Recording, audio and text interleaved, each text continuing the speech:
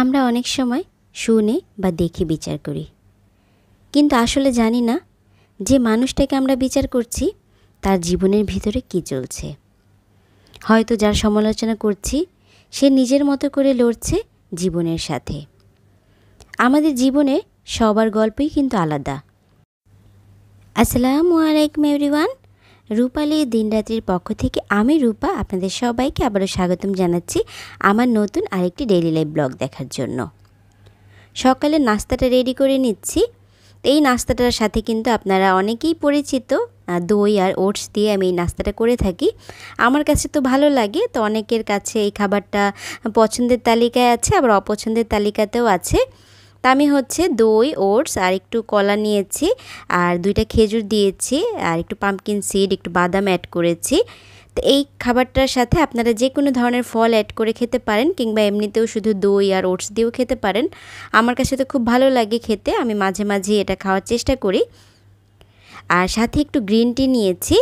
তো green tea কার কাছে কেমন লাগে জানি না, আমার কাছে একদম জঘন্য লাগে, মানে না পারতে খাই। বাসায় নিয়ে এসেছে, তো এখন ভাবলাম যে যদি না খাই এটা শেষ হবে না, তাই চিন্তা করলাম মাঝে মাঝে ভালো না লাগলেও একটু একটু করে খেয়ে নিব।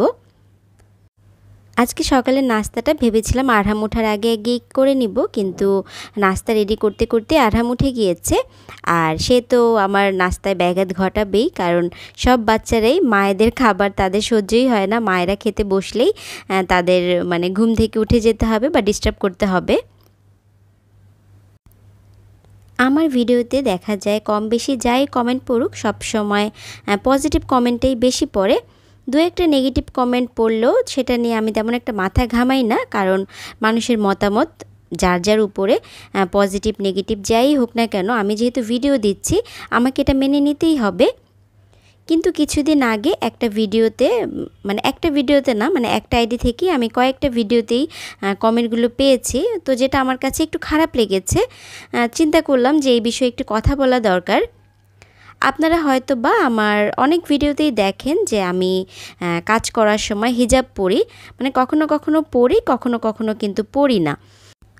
তো এই ব্যাপারটা নিয়ে একজনের খুব মাথা ব্যথা, সে প্রায় আমার অনেকগুলো ভিডিওতেই এ ধরনের কমেন্টগুলো করেছে।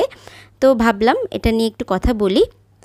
আমি সব সময় চেষ্টা করি ভিডিওতে নিজেকে যতটুকুই দেখাই একটু শালীনভাবে নিজেকে প্রেজেন্ট করার।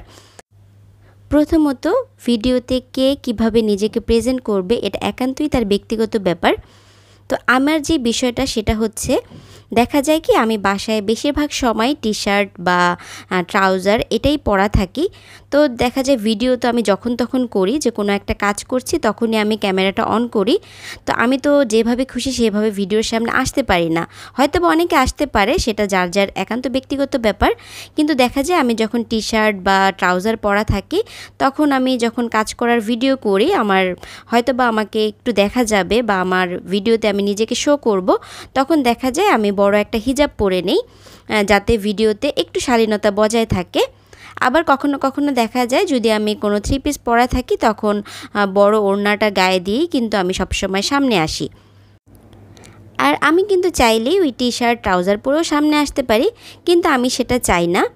তো দেখা যায় কি আমি বাসায় সবসময় কিন্তু টি শার্টই পরি, 3 পিস দেখা যায় মাঝে মাঝে পরি, কারণ যেহেতু অনেক গরম আর কাজ করার জন্য ওই কাপড়টাই আমার কাছে বেশি কমফোর্টেবল মনে হয়। কিন্তু দেখা যায় হঠাৎ করে বাহির থেকে যদি কেউ আসে বা আমি যদি নিচে দোকানে যাই বা কোনো একটা কাজে যাই, তখন কিন্তু দেখা যায় বড় একটা হিজাব পরে যাই, তা না হলে দেখা যায় ড্রেসটা চেঞ্জ করে যাই। আর এই ধরনের কমফোর্টেবল ড্রেসগুলি দেখা যায় নিজের আপনজন ছাড়া কারো সামনেই আমি যাই না। যেমন আমার হাজব্যান্ড, বাবা মা, ভাই বোন বা আমার সন্তানের সামনে আমি যেভাবে খুশি সেভাবে চলতে পারি, কিন্তু বাইরের মানুষের সামনে আমি সবসময় চেষ্টা করি নিজেকে একটু শালীনভাবে প্রেজেন্ট করার জন্য। আর এই ইউটিউব প্ল্যাটফর্মটা কিন্তু বেশ অনেক বড়, হাজার হাজার মানুষ এখানে আমাকে দেখছে, তাই আমি চাইলেই কিন্তু যেমন খুশি তেমনভাবে এখানে চলে আসতে পারি না। কারণ এখানে যেমন আমার আপনজনরাও দেখছে, বাইরের অনেক মানুষজনই দেখছে। তো আমার যেটা মতামত, আমি যদি সামান্য একটা দোকানে যাওয়ার সময়ও একটা হিজাব পরিধান করে যাই, কিংবা একটা 3 পিস পরে বড় একটা ওড়না পরে যাই, তাহলে আমি ইউটিউবে যেহেতু কাজ করছি, এখানে যেহেতু আমাকে হাজার হাজার মানুষ দেখছে, কেন আমি সেখানে একটু শালীনভাবে নিজেকে প্রেজেন্ট করব না? তা আমি তো এখানে যেভাবে খুশি সেভাবে আসতে পারি না। আমার যেভাবে ভালো লাগে আমি কিন্তু নিজেকে ভিডিওতে সেভাবেই প্রেজেন্ট করব। আবার কারো কাছে যদি ওয়েস্টার্ন পরে ভিডিও করতে ভালো লাগে সে তাকে সেভাবে প্রেজেন্ট করবে, এটা একান্তই তার ব্যাপার। এখানে আপনি বা আমি কিন্তু নাক গলানোর কিছুই নেই। তো যে আমাকে কমেন্টটা করেছে সে আমাকে বলেছে কোনো ভিডিওতে দেখি হিজাব পরে কাজ করে, বাসায় কি কেউ হিজাব পরে কাজ করে, এত বড় হিজাব পরে? এগুলো শুধুই লোক দেখানো। আবার আমি তো এমনও অনেকের কমেন্টে দেখেছি যে ভালো কোনো থ্রি পিস পরে যদি ভিডিও করে তখন অনেকেই আছে এমন কমেন্ট করে যে ভিডিওর জন্য ভালো ভালো ড্রেস পরে ভিডিও করছে। আরে ভাই, ইউটিউবটাতে কাজ করতে এসেছি আমরা, তো কাজ করার জন্য যদি আমাকে আলমারি থেকে নতুন একটা শাড়ি পরে ভিডিও করতে হয় আমি তো সেটাই করব, তাই না? আমরা যারা ব্লগিং করি আমরা কিন্তু সবসময় চাই একটু নিজের ঘর বাড়ি এবং নিজেকে একটু পরিপাটি সুন্দর করেই সবার সামনে প্রেজেন্ট করার জন্য। তো যেমন খুশি তেমনভাবে তো চাইলেই আমরা প্রেজেন্ট করতে পারি না। আমার তো কিছু কিছু ভিডিওতে এমনও কমেন্ট এসেছে যে আমি যখন সাজিয়ে গুছিয়ে খাবারটা পরিবেশন করি তখন এমন কমেন্টও করে যে এভাবে কি সাজিয়ে গুছিয়ে খাবার পরিবেশন করে সবসময় খান নাকি শুধু ভিডিওর জন্য? তো ভিডিওটা সুন্দর বানানোর জন্যই কিন্তু সাজিয়ে গুছিয়ে খাবারটা প্রেজেন্ট করি। আর ভালো লাগে আমার কাছে, আমি সব সময় বলি যে খাবারটাকে সাজিয়ে গুছিয়ে খেতে আমার কাছে ভালো লাগে, দেখতে ভালো লাগে। তো আমি তো মাঝে মাঝে যখন ভিডিও না করি তখনও কিন্তু এভাবে সুন্দর করে খাবারটাকে প্রেজেন্ট করার চেষ্টা করি। আর ভিডিও যখন করি তখন তো সেটা আরেকটু ভালোভাবে করার চেষ্টা করি। আর আমরা সব সময় কিন্তু ভালো জিনিসটাই সবার ভিডিওতে দেখতে চাই। তো যেই এই কমেন্টটা করেছেন আমি তার নামটা নিলাম না, কারণ আমার মনে হয়েছে এটা কোনো ফেক আইডি থেকে ভাইয়া না আপু করেছে আমি জানি না। তারপরেও মনে হয়েছে যে উনি রেগুলার আমার ভিডিও ফলো করে, এর জন্য হচ্ছে আমার কয়েকটা ভিডিওতে এই ধরনের কমেন্ট করেছে। তো আমি হচ্ছে বলতে চাই যদি আমার ভিডিও ভালো না লাগে তাহলে আমার ভিডিও ইগনোর করতে পারেন, কিন্তু এই ধরনের উস্কানিমূলক কমেন্ট করা কখনোই উচিত না। আর কারো সম্পর্কে না জেনে কথা বলা তো উচিতই না, আর কারো পার্সোনাল লাইফ নিয়েও কথা বলা উচিত না। কারণ কে কিভাবে ভিডিও করবে, কে কিভাবে খাবার পরিবেশন করবে, কে কিভাবে ঘর সাজাবে, কে কী ধরনের ড্রেস পরবে, এটা একান্তই তার ব্যাপার। আপনার ভালো লাগলে দেখবেন, আপনার ভালো না লাগলে দেখবেন না। আমাদের ভিডিও যে দেখতেই হবে এমন কোনো কথা নেই। আর এই ধরনের পাবলিক ভিডিও না দেখলে তেমন কিছু আসে যায় না। যাক, অনেক হলো কথাবার্তা, এখন হচ্ছে ভিডিও টপিক নিয়ে কথা বলি। তো সংসারের টুকটাক কাজকর্ম তো করে নিয়েছি, এখন হচ্ছে ডাইনিং টেবিলের কাপড়টা একটু চেঞ্জ করে দিব। এই যে দেখুন আমি কিন্তু এখন হিজাব পরে কাজ করছি, কারণ আমার মনে হয়েছে এই মুহূর্তে আমার হিজাব পরেই ভিডিওর সামনে আসতে হবে, যতটুকুই নিজেকে প্রেজেন্ট করি। তো এটা হচ্ছে আমার ব্যাপার, আমার খুশি, আমার কাছে ভালো লাগে এভাবেই নিজেকে প্রেজেন্ট করতে। তো এখন হচ্ছে আমি এখানে একটা কাপড় বিছিয়ে দিচ্ছি। এই কাপড়টা হচ্ছে আমার জানালার পর্দা। তো এই পর্দাগুলি এখন আর ইউজ করা হয় না। তো দেখলাম যে আমার টেবিলে খুব সুন্দরভাবে হয়ে গিয়েছে। তো এই পর্দাগুলো কেটে কেটে আমি অনেক জায়গায় কিন্তু ব্যবহার করি। তো ডাইনিং টেবিলেও বিছিয়ে দিলাম। তো দেখলাম যে খারাপ লাগছে না, ভালোই লাগছে। একটা রানারও দিয়ে দিয়েছি। তো আরহামের বাবার কাজিনরা এসেছে, তো আজকে বিকেলে আমাদের বাসায় আসবে। তো হঠাৎ করেই হচ্ছে আপুরা আসবে, তো চিন্তা করলাম একটু টেবিলের কাপড়টা চেঞ্জ করে দেই আর টুকটাক একটু চা নাস্তার আয়োজন করব। তো আপুরা হচ্ছে বিকেলে নাস্তা করার জন্যই এসেছে। আপুদের আসার খবর শুনেই আমি আপুদেরকে সকালে বলেছি তাহলে বিকেলে চায়ের দাওয়াতটা আমার বাসায়। তো এর জন্যই হচ্ছে টেবিলটা গুছিয়ে নিয়েছি আর একদম সিম্পল লুক দিয়েছি। আমি প্রথমে না জিপসামের এই শোপিসটা আমার টিভি ক্যাবিনেটের উপর রেখেছিলাম, কিন্তু সেখানে রাখার পরে দেখলাম আরহাম হচ্ছে একটা নিয়ে এমন দৌড় দিয়েছে, কোনো মতে আমি ওর হাত থেকে নিতে পেরেছি, কারণ এটা কিন্তু হাত থেকে পড়লেই একদম ভেঙে যাবে। তো ডাইনিং টেবিলের উপরেও দিয়েছিলাম, কিন্তু পরবর্তীতে এখানেও আরহাম উঠে গিয়েছে। পরে আমি এখান থেকে সরিয়েই ফেলেছি, অন্য কিছু রেখেছি। মানে আরহামের নজর কোনো কিছুতে যদি ভালো লাগে তখন সে সেটা নিবেই, যতক্ষণ পর্যন্ত তার মন না ভরবে। আমার বাসায় যদি কেউ বেড়াতে আসে আমার কাছে না খুব ভালো লাগে। আরহামের বাবা অনেক সময় ভাবে কি যে ও মেহমান আসলে আমার ঝামেলা হবে, এর জন্য না ও বাসায় সহজে কাউকে আনতে চায় না। ও কখনোই ওর ফ্রেন্ড বা কলিগ কাউকেই বাসায় নিয়ে আসে না, ভাবে কি আমার ঝামেলা হবে বা কষ্ট হবে আরহামকে নিয়ে কাজ করতে। তা আমি সেদিন আরহামের বাবাকে বলছিলাম যে তোমার কিছু কলিগকে ইনভাইট করতে পারো আমাদের বাসায়, তো আমার রান্না সবাই যেহেতু পছন্দ করে তো কলিগদেরকেও নিয়ে এসো, কারণ মাঝে মাঝে দেখা যায় আরহামের বাবা বাসা থেকে রান্না করে খাবার নিয়ে যায়, তো ওনারা খেলে খুব পছন্দ করে, তো এর জন্য বলছিলাম। তো আরহামের বাবা বললো আমি তো বলতেই চাই, ভাবি যে তোমার ঝামেলা হবে এর জন্য কিছু বলি না। বাসায় কোনো গেস্ট আসলে আমি আপ্যায়ন করতে পছন্দ করি না, মানে রীতিমতো ভালোবাসি, মানে কাজ করার ভিতরে একটা আনন্দ খুঁজে পাই। আমার কাছে মনে হয় অতিথি আপ্যায়ন করা না শুধু ভদ্রতা না, এটা হচ্ছে আমাদের সংস্কৃতি, ধর্ম আর মানবতার এক সুন্দর শিক্ষা। আর বাসায় মেহমান আসলে দেখবেন শুধু খাওয়া দাওয়াটা কিন্তু বড় কথা না, একটু হাসি মুখে আপনি যদি এক গ্লাস পানিও তাকে এগিয়ে দেন, এটাই কিন্তু অনেক বড় কিছু।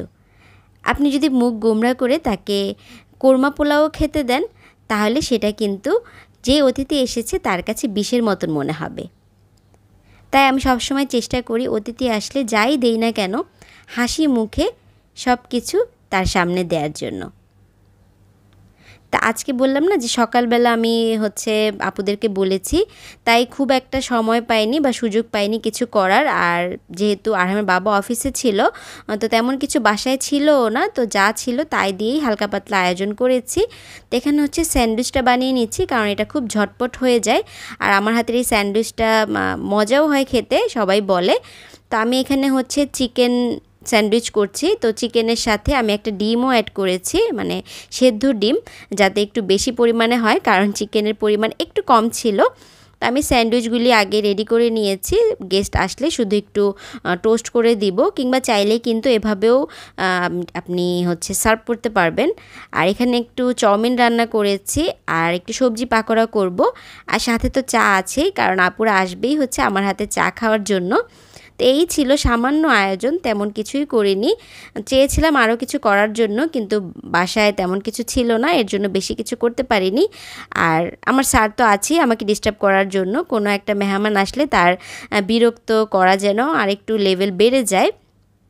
তো মেহমান যাওয়ার পরে আমার বাসার কী অবস্থা হয়েছিল সেটা আপনারা ভিডিও শেষে দেখতে পাবেন, কারণ এমন অবস্থা হয় মাঝে মাঝে, কিন্তু তখন দেখা যায় কি কিছু বলতে পারি না, কারণ ভাবি যে থাক একটু খেলাধুলা করুক, যেহেতু বাসায় তো খুব একটা মানুষ পায় না খেলাধুলা করার জন্য।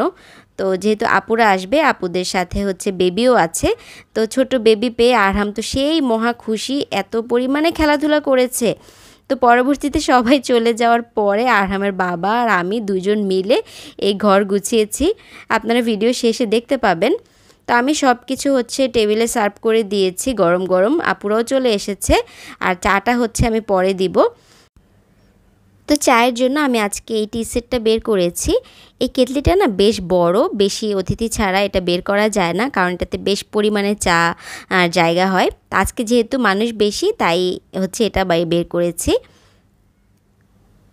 আর ওই যে দেখুন আরহামকে দেখা যাচ্ছে, রাকিন এসেছে, রাকিনের সাথে অনেক দৌড়াদৌড়ি করছিল, এরপরেই হচ্ছে আপুরা এসেছে।